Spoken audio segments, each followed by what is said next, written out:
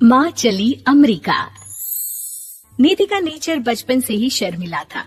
वो ना ज्यादा लोगों से बात करना पसंद करती और ना ही ज्यादा मिलना जुलना। निधि, ये पैसे ले जरा और बाजार से चीनी तो ले आ। नहीं माँ, मैं नहीं जाऊंगी, मुझे शर्म आती है, आप ही चले जाओ ना। अरे पता नहीं क्या करेगी ये लड़की। जीवन में कभी कुछ किया ही नहीं सिवाय पढ़ाई और घर के कामों के।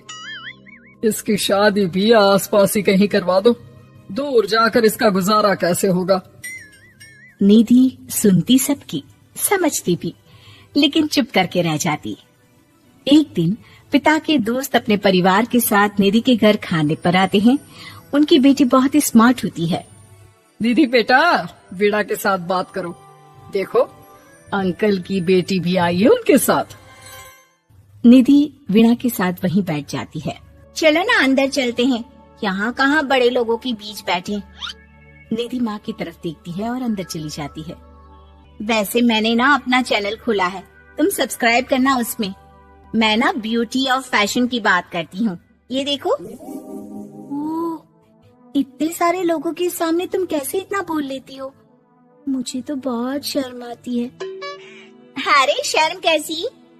खैर, सीधी सादी सी निधि। उसकी शादी हो जाती है राकेश से। राकेश एक स्मार्ट लड़का था, उसे घूमना फिरना पसंद था, लेकिन निधि का शर्मिला व्यवहार वो समझ जाता है। अरे निधि, घर से बाहर क्यों नहीं निकलती? लोगों से मिला जुला करो, तभी तो पता चलेगा ना कि दुनिया कैसी है। क्या करना है पता करके? शादी से पहले पापा और अब आप। ठीक है ना, मुझे ज्यादा दुनियादारी में नहीं पड़ना। निधि की जिंदगी ठीक ठाक चल रही थी। उसके 2 लड़के होते हैं, दोनों को वो पढ़ाती लिखाती, उनका ख्याल रखती। निधि, 25 साल हो गए शादी को, दोनों बच्चे सेटल हैं। हम लोगों ने शहर में 2 मकान भी ले लिए। दोनों की शादी खुद का पता ही नहीं चला कैसे उड़ गया। हाँ, ये तो है। मैं खुश हूँ, जिम्मेदारियाँ आती रही, मैं निभाती रही, और क्या चाहिए। देखो, मैंने सोचा है कि अब हम लोग अमेरिका जाकर रहेंगे। यहाँ की जिंदगी तो जी ली, वैसे मुझे वहाँ बहुत अच्छी नौकरी मिल रही है। मैं कैसे चलूंगी? मुझे वहाँ का कुछ नहीं पता।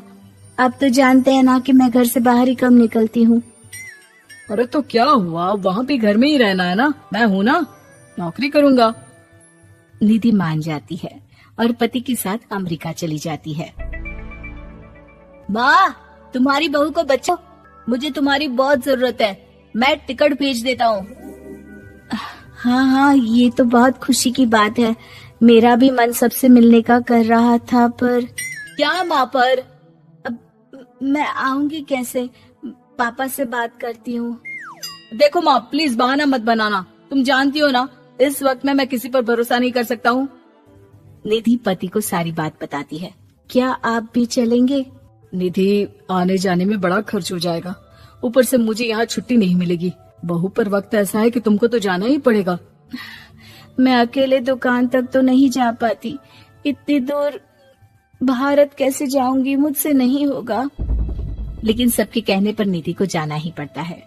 एयरपोर्ट में घबराई निधि एक मुसाफिर से कहती है, मैं ना भारत जा रही हूँ, दिल्ली जाने वाली फ्लाइट। सब मिलकर निधि की मदद करते हैं और फाइनली निधि भारत पहुंच जाती है, जहां बेटा उन्हें घर ले आता है। वाह माँ जी, यहाँ तो मैं भोपाल तक नहीं जा पाती, आप अमेरिका से आ गई। भाई, चालाकी तो औरतों में होनी ही चाहिए, यहाँ हम बुद्धू के बुद्धू रह गए। निधि इतनी दूर और लंबा सफर करके थक जाती है। वो चुपचाप बैठ जाती है। बैठना नहीं है माँ जी, बच्चा पकड़ना है, ये लीजिए। और हाँ, घर का काम तो मैं करूंगी नहीं, जानती है ना शरीर कच्चा सा है, तो मुन्ने को सुलाकर कुछ बना लीजिएगा। निधि को बहू का व्यवहार बहुत बुरा लगता है। जैसी भी थी, पिता और पति की हमेशा लाडली रही थी निधि। निधि बेटे की तरफ देखती है। माँ, वो काम वाली कोई मिल नहीं रही है ना, मैं देखने की कोशिश तो कर रहा हूँ, जैसे ही मिल जाएगी वो संभाल लेगी सारा काम। अरे कैसी बात कर रहे हो? जब पहले मैंने कहा था कि अमेरिका से इनके टिकट में जो पैसा खर्च कर रहे हो उतने में नौकरानी रख लो, तो नहीं, मेरी बात पर विश्वास नहीं था कि ना कोई मेरे बच्चे को अच्छे से नहीं संभालेगा। अब इनका भी खर्चा और नौकरानी का भी खर्चा।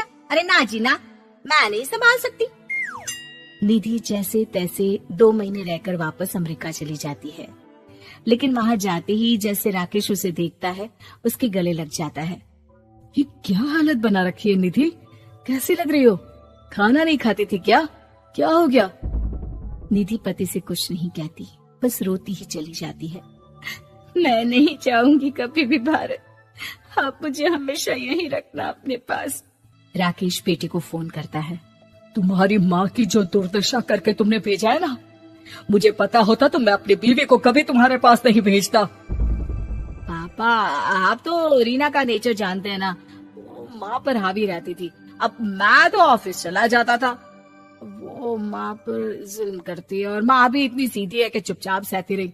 मुझे माफ कर दीजिए पिताजी।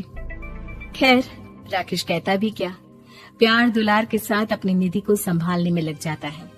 लेकिन कहते ना, वक्त हमेशा एक सा नहीं रहता। अमेरिका में ही राकेश की मृत्यु हो जाती है और निधि अकेली रह जाती है। बड़ा बेटा, हम लोग साथ रहेंगे। निधि को जैसे ही वो सब सीन्स याद आते हैं वो परेशान हो जाती है। समझ में नहीं आता कि पति के बिना अब जीवन कैसे चलाएगी। मैंने सारा जीवन घर का काम किया, घर देखा और जिंदगी चलाई, लेकिन जिस घर में रही सबने प्यार दिया, मैं वहां नहीं जाना चाहती। तभी राकेश जिस कंपनी में काम करता था उसका मालिक निधि के घर आता है। वो भी भारतीय ही होता है। दीदी, राकेश ने आपके बारे में बताया था।